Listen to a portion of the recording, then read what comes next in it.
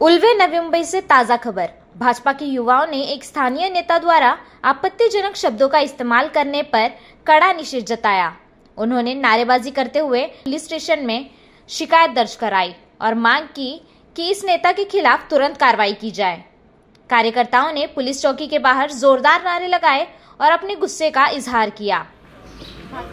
हाय हाय हाय हाय राजेंद्र पाटील, हाय हाय हाय हाय हाय हाय राजेंद्र पाटील, हाय हाय निषेध असो राजेंद्र पाटलांचा निषेध असो राजेंद्र पाटलांचा निषेध असो धिक्कार असो राजेंद्र पाटलांचा धिक्कार असो राजेंद्र पाटलांचा धिक्कार असो।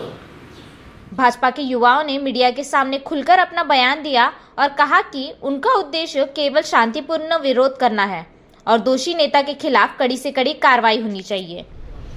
लोकनेते दिवंगत दिबा पाटील साहेब यांचे सुपुत्र आदरणीय अतुलदादा पाटील यांच्यावर शेका पक्षाचे राजेंद्र पाटील यांनी अतिशय खालच्या स्तरावर जाऊन इथल्या भूमिपुत्रांचे आणि प्रकल्पग्रस्तांची मन दुखावण्याचं काम करणारी टीका केल्यामुळे सोबतच आमचे सहकारी गायकवाड गुरुजी जे ज्येष्ठ आहेत त्यांना अर्ध्या किलो मटणासाठी लाचार आहेत असे जातीवाचक आणि त्यांना एक वेदना होणाऱ्या अशी स्टेटमेंट राजेंद्र पाटील यांनी प्रसारमाध्यमांवर दिली। त्याच्यामुळे ACP यांना आम्ही त्याच्यावर लवकरात लवकर ॲट्रॉसिटी गुन्हा दाखल करा व इथल्या प्रकल्पग्रस्तांच्या आणि भूमिपुत्रांच्या भावना ज्यांना लोकनेते दिबा पाटील साहेबांना आराध्य दैवत मानतो त्या आराध्य दैवतांच्या मुलांना एकदम अतिशय खालच्या स्तरावर जाऊन बोललेत याचा आम्ही पहिल्यांदा निषेध करण्यासाठी इथे जमलो होतो। त्याचा निषेध करून आम्ही ACP ऑफिसला पत्र दिलेलं आहे की याच्यावर कठोरात कठोर कारवाई झाली पाहिजे। ACP ने हमें यही बताया है कि आने वाले ये 1-2 दिन में उस पर ये कार्रवाई की जाएगी। जो नरेंद्र मोदीजींच्या हस्ते दिबा पाटील नवी मुंबई आंतरराष्ट्रीय विमानतळाचं उद्घाटन झाला त्यावेळी घोषणा केली नाही म्हणून जर नाराजी होती तर माझा प्रश्न असा आहे की याच्या अगोदर जी सह्याद्रीच्या बंगल्यावर आदरणीय फडणवीस साहेबांच्या नेतृत्वाखाली जेव्हा बैठक झाली तेव्हा त्या बैठकीमध्ये स्पष्ट सर्वपक्षीय कृती समिती, सर्व पक्षाचे नेते, सर्व सामाजिक संघटना यांना घेऊन देवाभाऊंनी जी बैठक घेतली त्या बैठकीमध्ये त्यांनी स्पष्टरित्या सांगितलं होतं की आपल्याला एक पॉलिसी चालू आहे, ते पॉलिसीला कमीत कमी 2 महिने लागतील आणि येणाऱ्या काळात जो इथला कार्गोचा पहिला विमान उडेल तो दिबा पाटील साहेबांच्या नावाचा उडेल याची मी खात्री तुम्हाला देतो आणि याच्यासाठी 100% मी कटिबद्ध राहील असं आश्वासन आणि शाश्वत इथल्या भूमिपुत्रांना केल्यामुळे ज्या बाल्यामामांनी जो आंदोलन चालवलेला म्हणजे आयत्या पिठावर रांगोल्या मारण्याचं काम जो बाल्यामामा करत होता तेव्हा पण त्यांनी ती स्थगिती घेतली आणि ती स्थगिती घेतल्यानंतर मला तरी वाटत नाही की इथे आल्यावर दिबा पाटील साहेबांचं नाव घेतलं नाही। देशाचे विश्वगौरव नरेंद्र मोदीजींनी स्वतः नाव घेतलं की दिबा पाटील साहब की मैं याद निकालता हूँ, उनके संघर्ष को याद करता हूँ। हे त्यांचा कार्याचा गुणगौरव आदरणीय पंतप्रधान नरेंद्रजी मोदी यांनी केलं।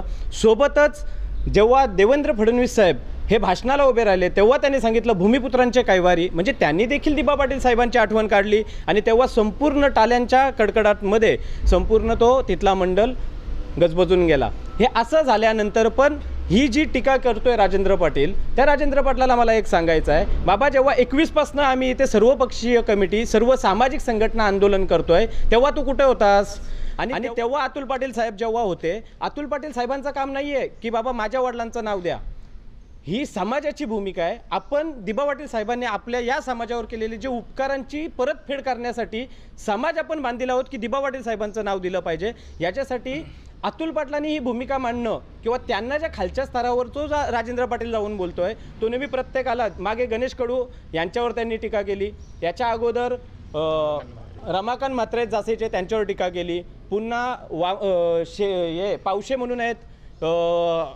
वहालचे त्यांच्यावर NRI मध्ये टीका केली। म्हणजे प्रत्येकाला हरामखोर शंड, अरे तू त्यांना बोलतोस ना ठीक होतं तिथपर्यंत, तुझ्या नेत्यांना बोलतोस ठीक होतं तिथपर्यंत, परंतु जेव्हा इथल्या भूमिपुत्रांचं अस्तित्व ज्या माणसाने जिवंत ठेवलंय ते आदरणीय लोकनेते दिबा पाटील यांच्या मुलाच्या विरुद्ध जेव्हा तू बोलतोस तेव्हा आम्ही सांगतो हरामखोर, तू हरामखोर आहेस, तू बांगड्यावर आणि तू शंड आहेस।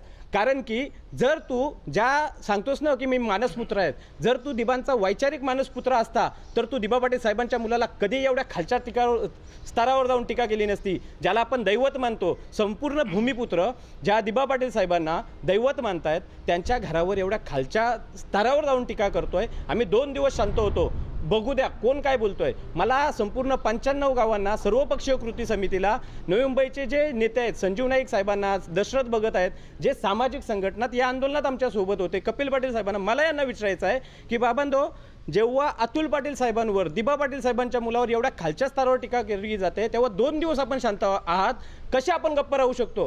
ज्या दिबा पाटील साहेबांनी या 95 गावांचा अस्तित्व इथं जिवंत ठेवला, त्या प्रत्येक भूमिपुत्राला आपल्या या उपकारांची जाणीव पाहिजे की दिबा पाटील साहेबांचे आपल्यावर उपकार आहेत. आणि आज दिबा पाटील साहेबांच्या मुलावर जेव्हा वेळ येते तेव्हा आपण रस्त्यावर उतरत नाही. मी या आपल्या चॅनलच्या आणि या प्रसारमाध्यमातून सांगू इच्छितो, राजेंद्र पाटलाला आव्हान करतोय, या येत्या 2 दिवसात तू दिबा पाटील साहेबांच्या मुलाची, अतुल दादा पाटील यांची जर तू माफी मागितली नाही तर संपूर्ण 95 गावातील, संपूर्ण या 4ही जिल्ह्यातील, सागरी जिल्ह्यातील भूमिपुत्रांना मी आमंत्रित करतोय, सर्व संघटनांना आमंत्रित करतोय की येत्या सोमवारी, या 2 दिवसात यांनी माफी मागितली नाही तर याचे आपण या चौकातून धिंड काढू आणि याचा निषेध व्यक्त करू.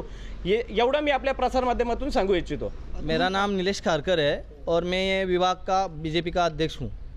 और मैं ये कहना चाहता हूँ कि जो हमने तकरार की है वो अपने दिबा पाटिल के सुपुत्र अपने अतुल पाटिल साहब और रामसेठ ठाकुर साहब, दोनों एमएलए हमारे, प्रशांत जी ठाकुर साहब और महेश बाल्दी साहब के ऊपर जो राजेंद्र पाटिल और रुपेश मोहिते, इन दोनों ने नीचे के लेवल पे जो टिप्पणी की है उसका पहले बात पे मैं निषेध करता हूँ, जाहिर निषेध करता हूँ.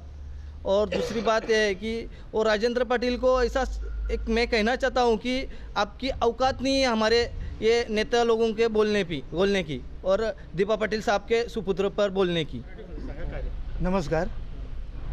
मी तक्रार अशासाठी केली, 7 तारखेला जेव्हा लोकमतचे जे आले होते चॅनल, त्यावेळेला मला बोलले, सर तुम्ही जरा 2 गोष्टी बोला. मी सांगितलं की आमचा विकास झालेला आहे मोदी सरकारकडून आणि आज आमचं गाव पण गेलं आणि शहर पण आलं आहे, त्यासाठी आम्ही धन्य मानतो त्यांना. नंतर काही दिवसाने, म्हणजे 1 दिवसाआड त्यांनी माझ्यावर अपशब्द वापरून, खालच्या लेवलचे जे अपशब्द आहे ते वापरून हा माझा जो अपमान केलेला आहे, त्या अपमानासाठी मी आज या ठिकाणी आले. माझं वय 83 वर्षाचं आहे, मला कोणाचं हे नको, परंतु खोटं आणि खरं हे आता खरं तुम्ही ठरवायचं आहे. तुम्ही त्याच्यामध्ये अट्रॉसिटीची मागणी केलेली?